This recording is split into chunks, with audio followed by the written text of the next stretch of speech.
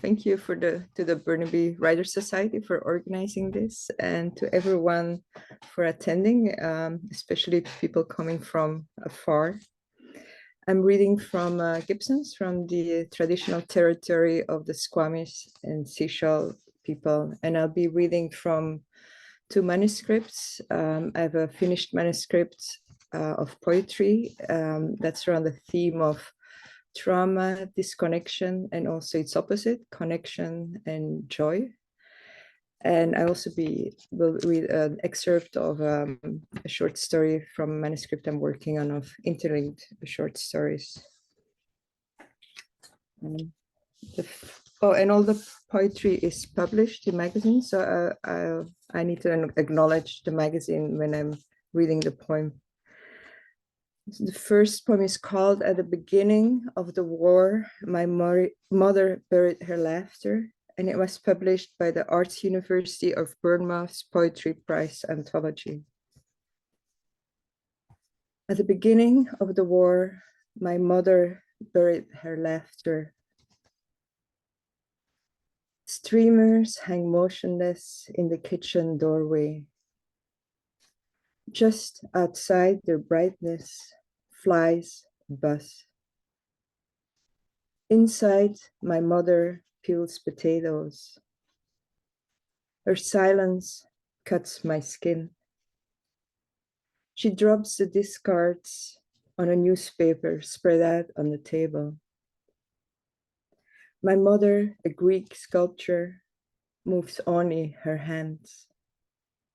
She picks up another tuber, turns it around, says, "In the war, we didn't throw away anything." Her knife scrapes a sandy spot, a grating sound, like the scratching of squirrels in winter, paws searching the frozen earth.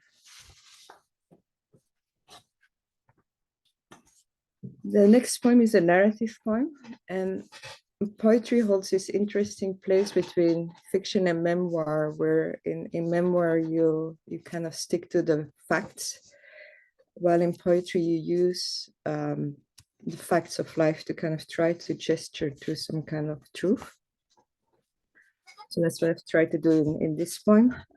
It's called "We're Not Allowed to Play Here." Oh, and it was published in Art Poetry Magazine. This is our cousin's paradise. These fallow fields where tall grasses wave feathery heads and ditches smell of rot, decay. We carry empty gem jars and hopes of treasure, shimmering dragonflies, rocks, and hairy spiders. Murky water pushes against our valleys, undulating their oval edges. A frog fills its cheeks. Its damp body squirms inside my hands. One foot wriggles out between my fingers, reaches for the reeds, the marshy water. As we marvel at its orange belly, bumpy green coat, its splayed fingers push against the glass. The wind carries an acrid smell. We look over our shoulders at a thin plume of smoke. It's just a landfill, our cousin says. It catches fire all the time. We follow him wade through thistles, poppies, stinging nettles, and the flowery spikes of plantain. He stops at white, wild roses, climbing up a bunker. We're not allowed to play here. This belongs to the war the adults don't speak of. We circulate, find an opening in the thorny hedge, but hesitate before the gaping goal, the craggy edges, the darkness inside. Light filters gray through narrow slits. On the walls, streaks of algae and black mold scattered over names scratched in the concrete. A penis drowned in orange, smell of pee. On the floor, cigarette butts, droppings, and rusty shrapnel. Nothing more. We can't hear the croaks of frogs, nor how the rain hammers the muddy land. Silence seeps into our skin. We run out, shake our arms, and let our laughter ride on the wet wind. At the last reeds, I squat, tilt the jar, watch the bright belly, bumpy green coat, leap away on long, slender legs.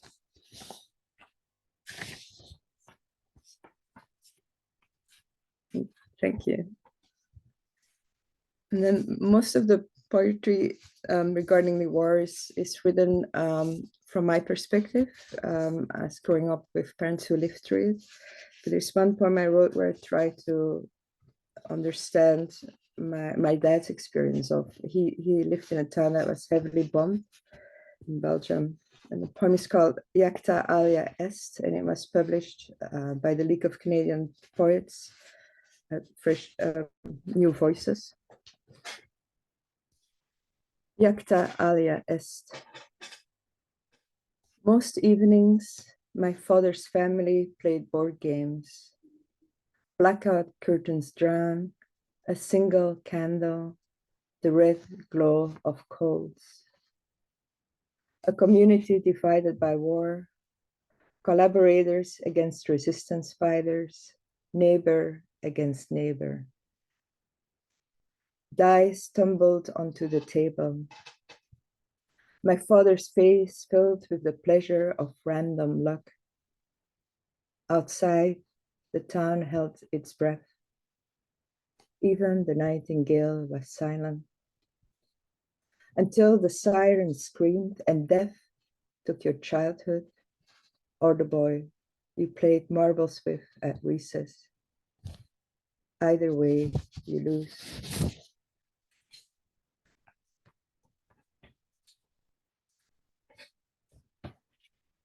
And then next point is slightly different. It also is on the theme of connection and disconnection with the self, but it's also about, and with others, but it's also about what we remember and how that changes over time. It's called Italian Sandals, and it was published in the UK in Obsessed with Pipework. Italian Sandals. Your mother and you in Italian sandals lean against the railing of a pleasure boat. The boat carves a tail of foam as it leaves the white hotel pilasters, pots with orange blossoms, the dog you played with. Your mother's dress swishes around bare legs, the smell of lake water. On her wrist, a whiff of Sḳwx de Paris. Wind lifts her head. The black camera in your father's hands captures her laughter. A few years later, you, a hippie teen, run barefoot, while her feet now hide in nylons. Her toes so beautiful in sandals, squeezed together beneath brown gauze. You still catch glimpses of your mother's elegance as she arranges tulips in a crystal vase, the tall stems yielding in her tender hands, her face undone by beauty. Now older than your mother, that afternoon on the lake, you gaze with surprise at her glamour.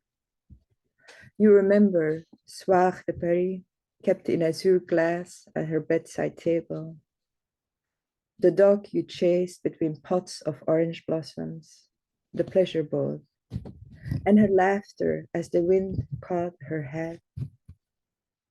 But you do not remember the shadow in her eyes, fear of the camera, retreat beneath her skin, nor how the wind whipped your hair as you leaned across the railing, away from her, towards the world.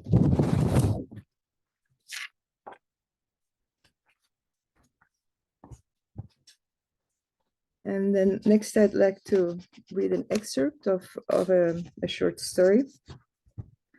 And most of my fiction is entirely fictional, but this story is based on a house I lived in when I was 20 and in architecture school.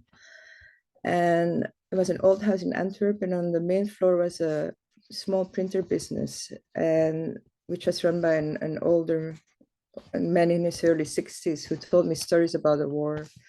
So I've set my fictional story in this house and also with this man, and I'm retelling one of the stories he told me. So even though it's written as a fictional story with dramatization, actually was a story that truly happened and that he told me. So the year is 1943, and the printer is called Ernest. One day in summer, Lothar, a German soldier, was at Ernest's shop to look over a print proof. The wooden shutters were down to keep out the heat, which the narrow streets trapped between their brick facades. Sun fell through gaps between the slats, drawing bright stripes on the floor, the paper, and the back of Lothar's hand. The room smelled of paper and ink. Ernest made a joke. Lothar laughed and broke into a hacking cough. He put a white handkerchief against his thin lips and spit. Blood again. It's the damp house I'm staying in, he said. He wished he was home with Sigrun and little Lisa, and sitting in a wicker chair in the garden in the fresh summer air, a book in his hands, the head of Bruno, his Great Dane, on his knee, away from this city of people with hard eyes. He picked up the pencil and made a note on the print. Ernest's work was always meticulous. That day, Sarah was alone in her room, her mother in bed with a sore throat and a fever, her father in the dark kitchen boiling water. Sarah bit her tongue while she drew a slow zigzag, copying the last of the letters Papa had written out for her. She put down the pencil and sat still. Dim light fell through the drawn curtains. The whole house was quiet. She slid from her chair, and in the silent way her mother had taught her, she walked to the door. Her fingers curled around the middle knob. It felt smooth and cold. She bit her lip. This was forbidden. She brought her face close to the door and listened. A soft rumble of voices. Then a deep laugh. The knob clicked, startled. Sarah let go. The door swung open. Beyond it, a hallway. She blinked against the sudden brightness. Sunlight bounced on a banister. She stroked the gleaming wood, followed it to the polished stairs. Below, tiles sparkled in patterns of red, yellow, and blue. In soft feet, she slid down the stairs. She touched the cool ceramic, the vibrant colors. Just behind the open French doors stood a man, boots, black and shiny. In his long fingers, he held a pencil. It looped and turned a dragonfly dancing on paper. Sarah took a step closer. From the corner of his eyes, Lothar saw his small head, thick, long brown curls inches away from his sleeve. A small, pale hand landed on the table next to his. He sucked in his breath. Who was this girl? The printer was a bachelor living alone. Was he playing a double game? All his niceness a pretense? Lothar glanced across the table, the printer's face white and still. Lothar had the sensation of looking into a mirror, into eyes blue like his, the eyes of a man he now had to kill. He lowered his gaze. In his hand, he held a pencil. This hand had sliced bread, made love, carried a young child to bed. Now it held the weight of 2 lives, maybe more. Power and fear sizzled through his veins. Is this what the cobra felt before it struck? He was lightheaded. There would be blood on his hand, a child's blood, blood he could not wash off like Lady Macbeth. When he returned home with Bruno, smelled the murders on him, pulled back in disgust. Lothar felt as though he were standing atop a seesaw held at midpoint in perfect balance. One foot in the air just before the quick tipping forward. He had to shoot another man, a nice man, a man who had just made him laugh. If only the girl had not shown herself. If only he had not seen the girl. This is it, Ernest thought. In a strange pool of calm clarity, his mind rushed through the options. He could say the girl was his neighbor. The soldier would take them to her. She would wring her hands. Would she agree that Sarah was hers? If the soldier asked, she would not be able to give him the child's name. More lives would be lost. The house would be searched. Gabriel and his wife, would they know the girl was gone? Would they escape in time via the roof? Would he be questioned? Would he be tortured until he spit out the names of the other resistance fighters? I have to kill the soldier. The thought arrived like a train. I have to grab the shovel next to the coal stove. The soldier glanced up, their eyes locked. He's a decent man, Ernest thought, and his heart filled with sorrow. If only the girl had not shown herself. If only the soldier had not seen the girl. Neither man moved. Not more than a minute had passed. The soldier put down his pencil and left. No Nazis stormed the stairs. The Jewish family continued their shadowy existence until Antwerp was liberated and refugees emerged from attics and basements, their pale bodies moving with hesitance in the bright open space. Next poem is very light-hearted. It's also about connection and the body, like trauma. We tend to hold a lot of trauma in the body, and often trauma leads to disconnection from the body. And so this poem I actually wrote in some kind of nearly like an ode to the body. It's called Anyway, It's Tuesday. Yeah, and it also talks about aging, which has been also a theme in my writing. It was published by OK Donkey Press in the UK. Anyway, it's Tuesday. And when you step out of the bath, the mirror laughs at the wrinkles cartwheeling down your belly and the slack-jawed skin just hanging around. Your once round-shouldered breasts flap about, not quite sure what's still expected of them. You survey the age spots, scars, and crooked bits, marks of the time you trolleyed your body through life like a cocky suitcase. And then you towel it, disloyal, beautiful friend. And then I want to end with a poem that was published in an anthology of Memoir and More group in Gibsons, which came out just yesterday. And the poem is called Joy, but I think it's also a little bit of an ars poetica, like a poem talking about poetry. Yeah, anyway, Joy. When I was small, a monarch landed on my palm. Its wings opened, closed, the tiny legs tickled. While I stood still, sun on my face, my fingers tingling with desire to capture this dazzle. Like now, I want to curl my hand around this moment of sitting at my desk on a cloudy afternoon, and outside, the old cherry tree is filling its arms with pink. Thank you.